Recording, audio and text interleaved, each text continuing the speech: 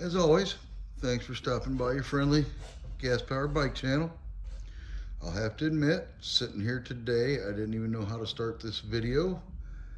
I hope it doesn't come off as a rant, but it's going to come off as, well, truth or facts sometimes aren't friendly. So I'm just going to mention this. If you've been in the motorized bike world yourself for quite a while, like I have, and or you're into it and you've been into it a little while, you're going to understand 100% what I'm saying. So let's get to it. This particular bike is just like the one I show you in the videos that I ride. I personally built and sold this bike a couple years back. They put a basket on it to carry items, no big travesty. But in the history of working on motorized bikes, I have never ever had somebody come through the door and tell me the honest to God truth about why their bike is broke or how it got broke, or that 15 other people have worked on it.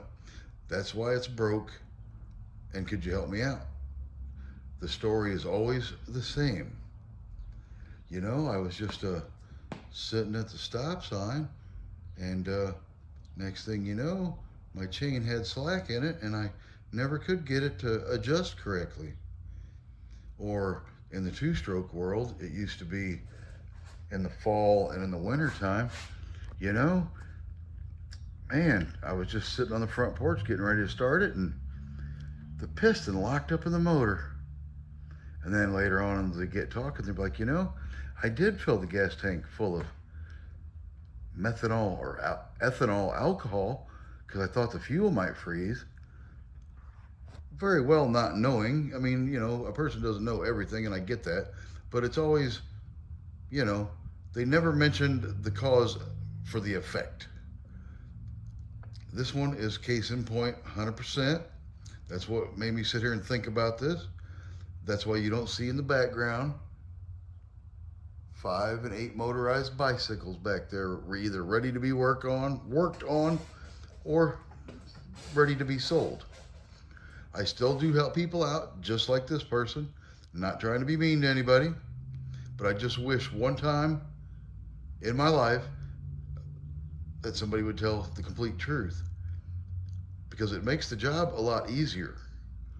If you come in and you tell everybody, your mechanic, your doctor, I don't know, your therapist, whatever you're doing, the problem, they can get right to the problem a lot faster than if they have to act like a veterinarian and guess the problem. So anyway, enough about that beginning ranting. Let me explain what I mean. Okay, first off, this bike has been running pretty much flawlessly at least good through 1 3/4 years, because like I said, it's been a couple years since I had sold this bike, because I used to sell them to other people, and then I wanted one myself, and that's how my 4-stroke came about. But anyway, this has all the telltale signs, and I'll tell you what happened, and I can tell you why it happened. Just because I don't have a eyewitness that'll speak up and step forward for me, it is all circumstantial evidence, but it is a compiled amount of circumstantial evidence. So let's get to that, shall we? Okay. The story started that he couldn't get his chain adjusted, just kept having a bunch of slop with the chain.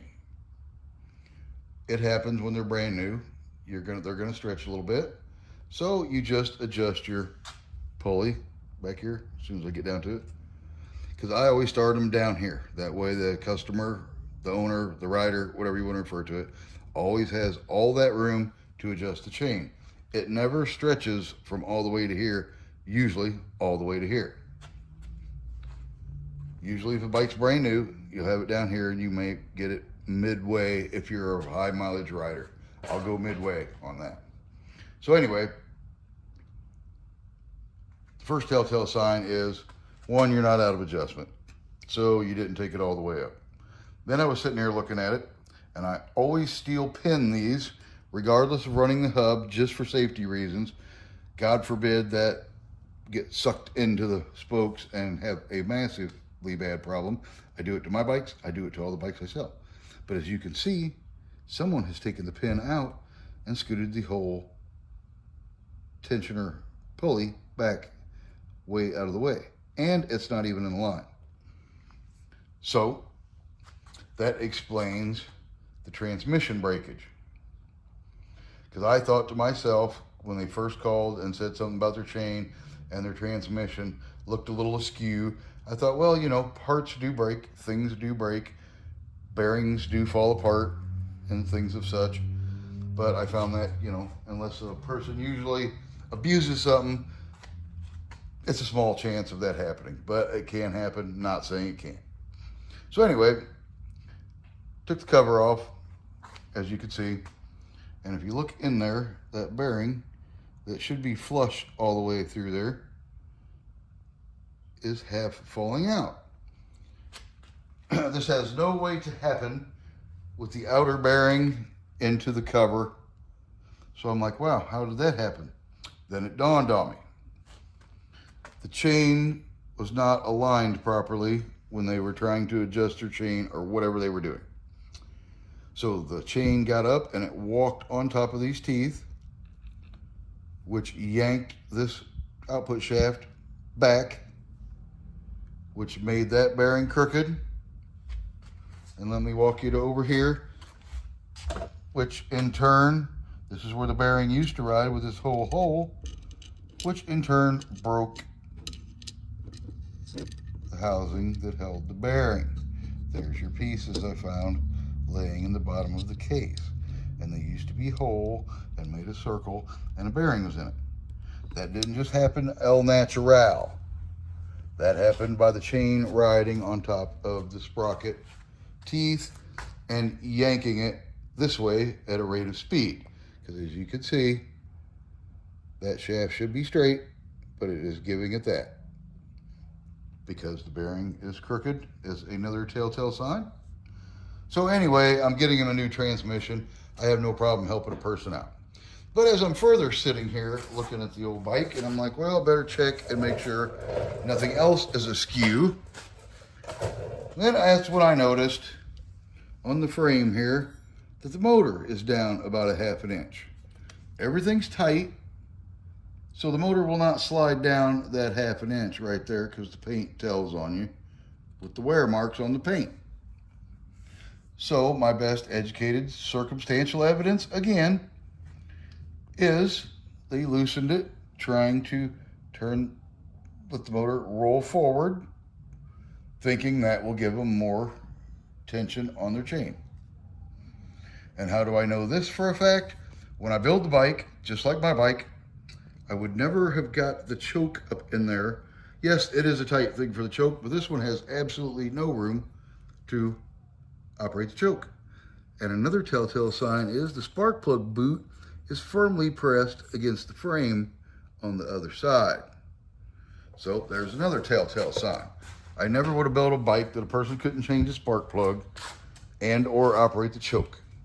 And have done these bikes in the past, knowing exactly the spots to put this in so you can operate your choke, which I'm not admitting that it's not even on mine to take your finger, but I never would have made one that was in there. And now you can't even open the choke all the way because it's hitting the frame. So I never would have done that. And let me see if I can get you in there, but yes, it's hitting the frame.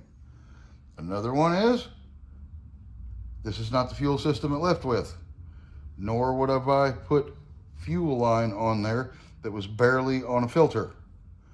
And I always put clips or ties on the fuel line as an extra precautionary measure. Also, if you've seen my video, the past one or the one before the last one, when I had my bike in here and was working on it briefly, and my kill button wire come loose, well, the end got bad, whatever it was, it happened to me on the transporting it to the shop. But anyway, you see me put a new end on it, or if not, you should have, and I wouldn't have just twisted the wires and black taped it and stuck it back on the frame, because that kind of little work like that kind of gets on my nerves, just a little pet peeve of mine. But anyway, it would just be nice, or would have been nice, And probably I would not have quit helping people with their motorized bikes if at least I could have got like, well, I don't know, 2% of people to tell the truth about what happened to their bike. Nobody wants to be in a business where every one of your customers coming through the door lies to you. Not unless you're an attorney and you're getting, $150 an hour to listen to that. Okay, anyway, I will share probably when I get this bike all straightened out and my new gearbox shows up, because I'm going to put all this stuff back the way it was, so at least this person can, get back to riding their bike. It was just kind of a little friendly, matter-of-fact rant I would share with everyone, because like I said, if you are a motorized bike person and you've tried to help somebody out, or maybe even tried to start a little shop like I did, because it was just something I did on the side, because I thought motorized bikes help people out, especially folks who don't have a driver's license, or maybe you got an illness and you like to still ride a bicycle, but you can't pedal it every step of the way. But man, none of that worked out. Not the way I thought it would anyway. But anyway, stay tuned, because I'm going to keep working on my bike and probably help, some other people out in the future anyway. So,